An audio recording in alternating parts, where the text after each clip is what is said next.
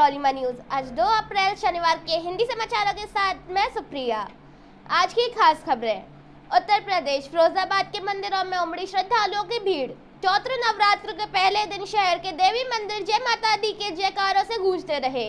मंगला दर्शन करने के लिए श्रद्धालु सुबह से ही लाइनों में लग गए थे। आस्था और श्रद्धा के फूल चढ़ाकर मां से मनौती मांगी। केला देवी और मां वैष्णो देवी मंदिर पर 2 साल बाद इतनी भारी भरकम भीड़ देखने को मिली। मंगला दर्शन करने पहुंचे श्रद्धालु शनिवार तड़के से ही लाइन में खड़े हो गए थे। जैसे ही केला देवी मंदिर के पट खोले, मां की एक झलक देखने के लिए नयन बिछाए बैठे श्रद्धालुओं ने जय माता दी के जयकारे लगाने शुरू कर दिए। आलम यह रहा कि मां के भवन से लेकर बाहर गेट तक परिसर श्रद्धालुओं से खचाखच भर गया था। मां वैष्णो देवी मंदिर उसारी पर भी सुबह से ही श्रद्धालुओं की भीड़ उमड़ने लगी। भीड़ बेकाबू ना हो इसके लिए रेलिंग लगाई गई है। एक रेलिंग से होते हुए श्रद्धालु मां के भवन तक पहुंचते हैं। मां के भवन में श्रद्धालु अधिक समय तक न रुके, इसके लिए भी व्यवस्था मंदिर कमेटी द्वारा की गई थी। सुबह तक सैकड़ों श्रद्धालुओं ने मां के दर्शन किए। भेजा है बुलावा तूने शेरा वालिए, भेजा है बुलावा तूने शेरा वालिए। ओ मैया तेरे दरबार में, हाँ तेरे दीदार को मैं आऊंगा, कभी न फिर जाऊंगा।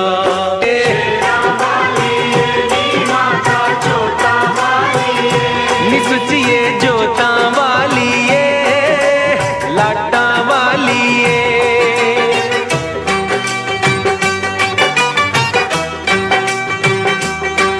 तेरे ही दर के हैं हम तो भिखारी, जाए कहाँ ये दर छोड़ के, हाँ छोड़ के।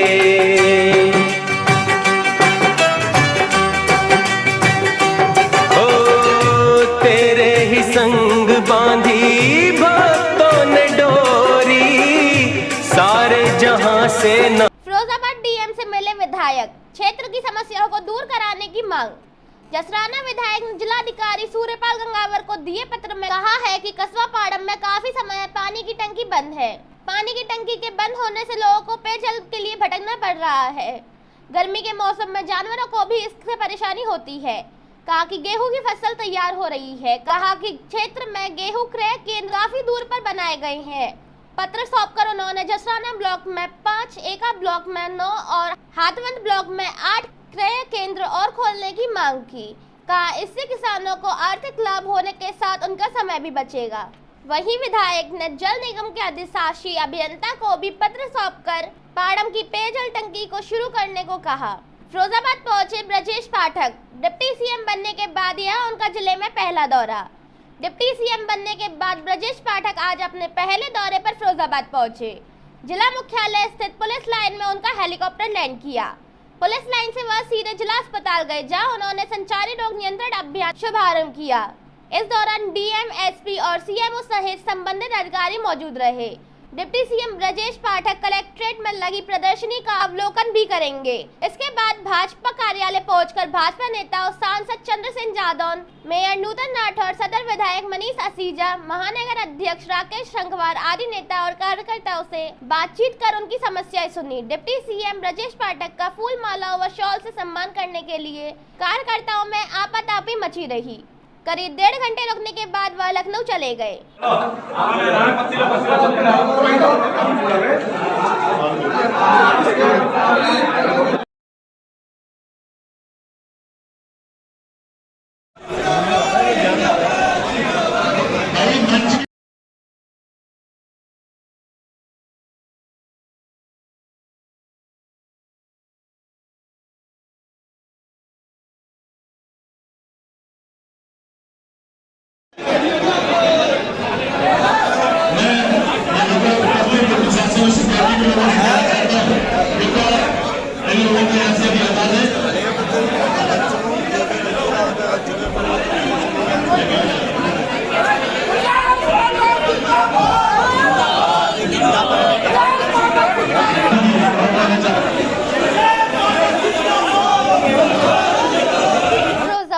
थाना उत्तर क्षेत्र अंतर्गत हुआ मर्डर का पुलिस टीम द्वारा 12 घंटे के अंदर सफल अनावरण कर वृद्धा के हत्यारे उनकी बेटी के दामाद तरुण गोयल की आला कत्ल व लूट के 100% माल सहित गिरफ्तार कर लिया गया है। वरिष्ठ पुलिस अधीक्षक फिरोजाबाद श्री आशीष तिवारी द्वारा प्रेस वार्ता में किया गया खुलासा।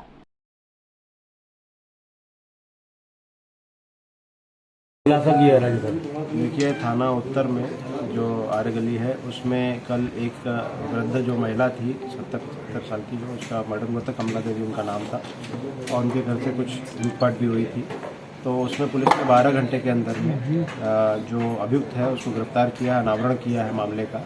और इसमें जो मृतका है उनका ही दामाद जो है, उन्होंने ही उनका जो है ये हत्या की थी। इसके पीछे जो मोटिव है वो मोटिव है कि जो दामाद है, इनका नाम तरुण गोयल है, ये सैनिटरी का व्यवसाय करते हैं और इनकी काफ़ी देनदारी थी।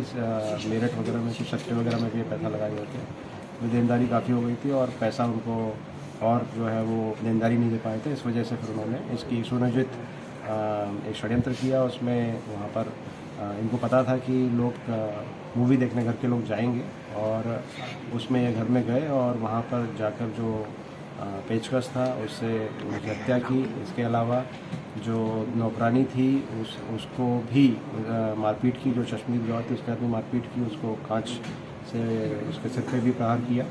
तो इसमें जो आला कत्ल है वो भी बरामद हुआ है। इसके साथ ही जो 70-75 हज़ार रुपये लूटे गए थे और जो ज्वेलरी थी वो भी फुल 100% जो है बरामदगी टीम ने की है और इसका सक्सेसफुल अनावरण किया है। सर, ये पुलिस को भी सूचना इन्होंने नहीं दी थी क्या? हाँ, ये भी बात प्रकाश में आई है कि इनके द्वारा ही पुलिस को सबसे पहले सूचना दी गई थी। और कल जब नौकरानी से पूछताछ हम लोगों ने की थी तो उसमें क्योंकि जब उसको मारा पीटा गया तो उसको भय में थी और भय में उसने बताने से कुछ भी इनकार किया था। और उसके बाद में जब हम उनसे डिटेल में पूछताछ की तो सारी चीज़ें जो है क्लियर होती गई, और फिर इलेक्ट्रॉनिक साक्ष्य और जो हमारी फिजिकल एविडेंसेस वगैरह हैं वो सारी चीज़ें भी हमने इसमें शामिल की है, साइंटिफिक इन्वेस्टिगेशन, और जो रिकवरी भी है वो भी पूरी है और आला कत्ल भी बरामद है। तो क्या क्या लूटा था लोगों ने? इसमें 70-75 हज़ार रुपये जो है वो लूटे गए हैं। इसके अलावा जो बरामदगी है उसमें 4 चूड़ी पीली धातु, 2 अंगूठी, 1 कान के टॉप्स, 1 सफ़ेद धातु और $20 का नोट और 1 आला कत्ल पेचकस जो है वो बरामद हुआ है। फिरोजाबाद अपनी ही प्यास नहीं बुझा पा रहे हैं वाटर एटीएम।